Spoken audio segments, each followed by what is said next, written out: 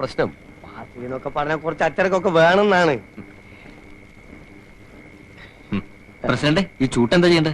ചൂട്ട് നീ കുറേശ്ശെ തിന്നോ. കുത്തി കിടത്തടായി. ഒരു ചൂട്ട് എന്താണെന്ന് അറിഞ്ഞുകൂടാത്തവനാണ് ജനസേവനത്തിന് ഇറങ്ങിയിരിക്കുന്നത്. ഇതായിരിക്കും KRPയുടെ അച്ഛൻ. അച്ഛന് മനസ്സിലായില്ലേ? KG പൊതുവാൾ ഞങ്ങളുടെ മണ്ഡലം പ്രസിഡന്റ്.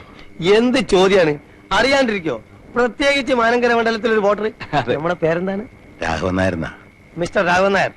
ഈ പയ്യനുണ്ടല്ലോ KRP, മിടുക്കനാ. ഇവൻ വലിയവനാകും. ചൂട്ട് കത്തിക്കട്ടെ. ഞങ്ങള് ഒരു വലിയ സന്തോഷ വാർത്ത അറിയിക്കാനാണ് ഈ രാത്രി ഇങ്ങോട്ട് വന്നിട്ടുള്ളത്. എന്താണാവോ? INSPയുടെ ഭാരതയാത്രാ ഫണ്ടിനുള്ള പണപ്പിരിവ് ഉടൻ തുടങ്ങിയ.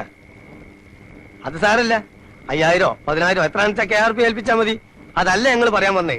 യശ്വന്ത് സഹായിജി ആണല്ലോ ഭാരതയാത്രാ സംഘത്തിന്റെ നേതാവ്. ആരാ? കേട്ടിട്ടില്ലേ?